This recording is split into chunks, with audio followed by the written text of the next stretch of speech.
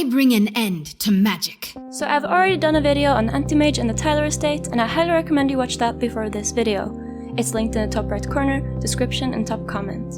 This one will be like a part 2 about Anti-Mage's persona, his disciple Wei. But before that, what is a persona? How is it different from an arcana?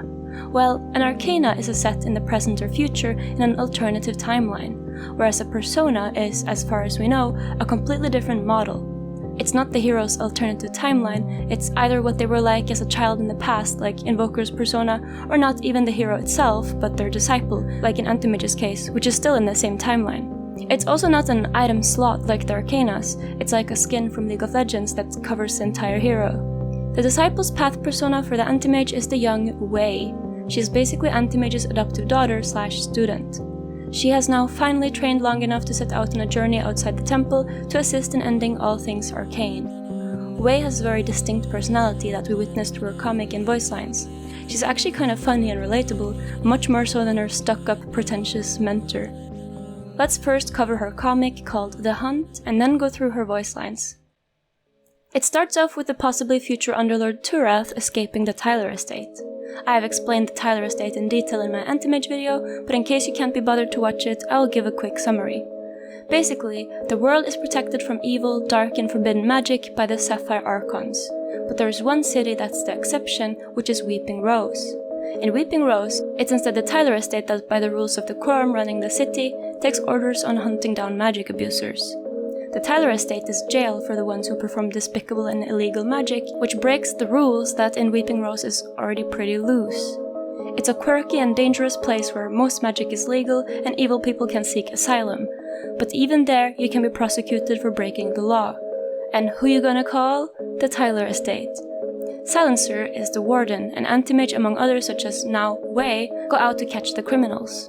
When Anti-Mage and Silencer discuss how to stop Turath and his gang from getting away, they discuss how they even managed to escape. They conclude it must be using Mama Eve's grimoire. Mama Eve is the former Lord of Whitespire, another city in the Dota universe, which the game Dota Underlords is set in. That's also where we know Turath, the escapee, is from. Check out my Underlord video for more about them.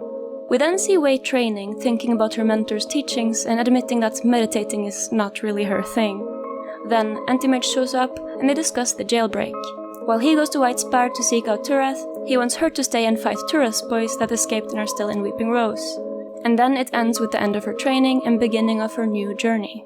Okay, onto her voice lines. She has an insane amount of hero relationships, way too many to go through them all, so I will only cover her most interesting general voice lines and the most important ally and enemy voice lines.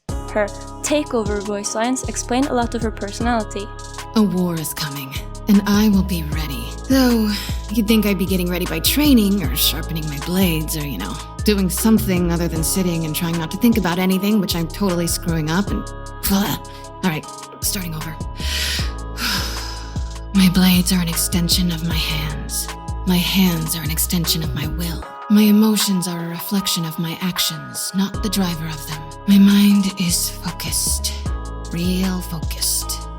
Like, really focused. You wouldn't believe how focused I am. Damn it, I lost it. Okay, one more time. My blades are an extension of my hands. My hands are an extension of my will. My emotions are a reflection of my actions, not the driver of them. And my mind is focused on the task at hand because a divided mind is a weak mind. And this is the creed of the Anti-Mage, and this is the law of the hunt. Boom, suck it, meditation.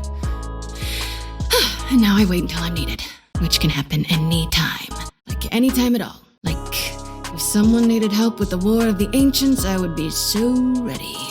Just say the word. Please, say the word. I should have brought a book. I love how underconfident she is, like she questions herself a little bit and actually gets stressed out like a normal person. Breathe, Wei, breathe. It's just an army, no big deal. Alright, Wei, don't embarrass yourself. But of course, she's also a bit cocky. You can't catch me, you can't beat me, you can't run from me. She is pretty funny. The Anti-Mage and I are similar, but we do have differences. For instance, I know how to talk like a normal person. If I ever drop a thy or a thine, just end me right there. This voice line I feel like speaks to the soul of carry players such as myself that get consumed by farming. I didn't spend all this time training just to hit creeps. but damned if it isn't hypnotic. Anyone else, just when the enemy is hitting racks, you find it the perfect time to go jungle? Before we dive into her hero relationships, let's first listen to her monologue voice lines while selecting. Vanessa once told me that the Anti-Mage is just using me, which isn't surprising. She's a wizard. Lying comes easy for their kind. I know exactly who and what the Anti-Mage is. A man consumed. But even in his dedication and pursuit, he never once presumed to have control over me. There's a reason he insists I call him mentor, not master. He knows why I sought him out. And he knows that my path isn't his. Like any father, he has dreams of what I can become. And like any daughter, I want to make him proud.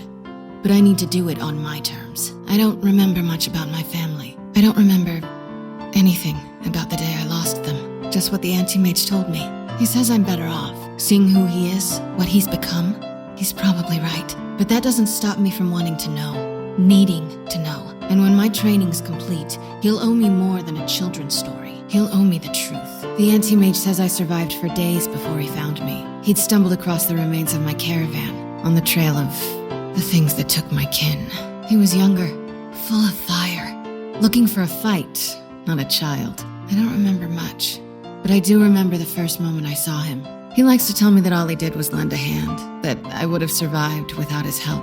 Growing up, I even used to believe him, but I've seen what the world makes of lost children. Some call the Anti-Mage heartless, a monster. I know better. He found a place for me, and when I was old enough, a place beside him, to learn more than just how to survive. Together, we'll beat back the darkness that threatens to make lost children of us all. The other children at the sanctuary didn't really take to me.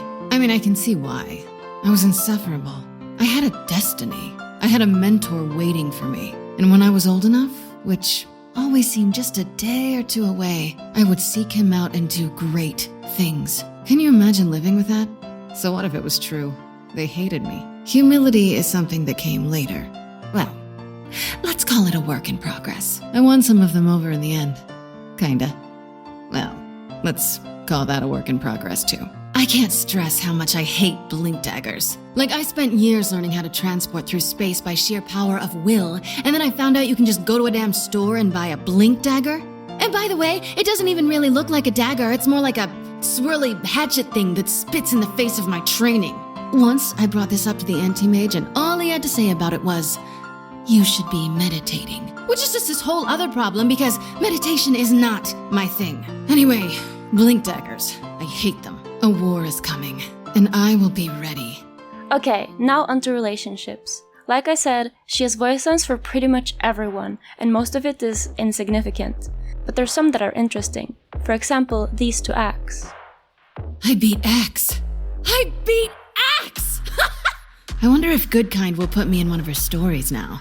And when meeting him as an ally. Axe, I've read every adventure Goodkind's written about you.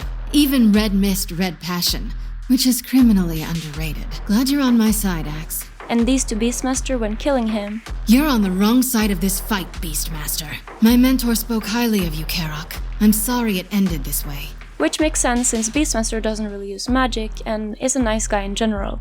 We also learn what we already know from Artifact, that Drow is seeking out Abaddon's Mist of Avernus. Traxix, your pursuit of power ends here. Your pursuit for the Mists of Avernus ends here. And through Drow, we learn that Wei is friends with Windrunner.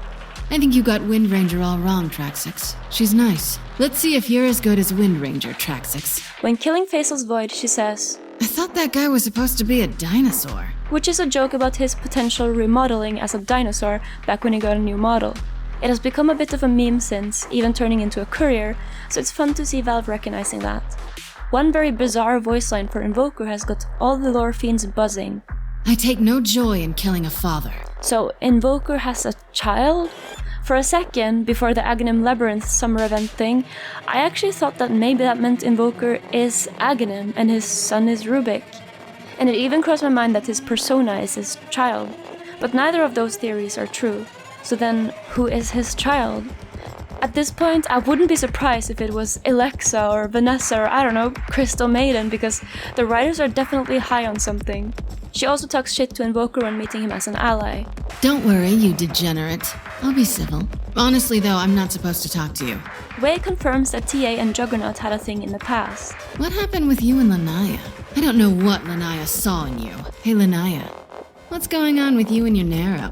Wei considers Salamene a monster, Salamene is a monster, Luna. Someday you'll see that. which could mean anything. Either that she's literally a monster disguised as a goddess, or just because she's considered the goddess of the moon and lesser known also magic. So that's probably more likely the reason why. Like Carrick the Beastmaster, she's also friendly with Lycan. Rest in peace, Lycan. You fought well, Lycan. And of course, she doesn't like the Keenfolk as is common. I hate those guys. That's for everyone. Science, magic, all the same to me. She considers science too a type of magic. Lastly, she has one voice line for Windrunner about a particular comic. Oh man, remember when we killed that necromancer? Fun times. The Necromancer is the one Anti-Mage and Windrunner fought against in their comic, A Dark Purpose Third. So, wait, what? Was it Magina the Anti-Mage? Or Wei? It can't be both.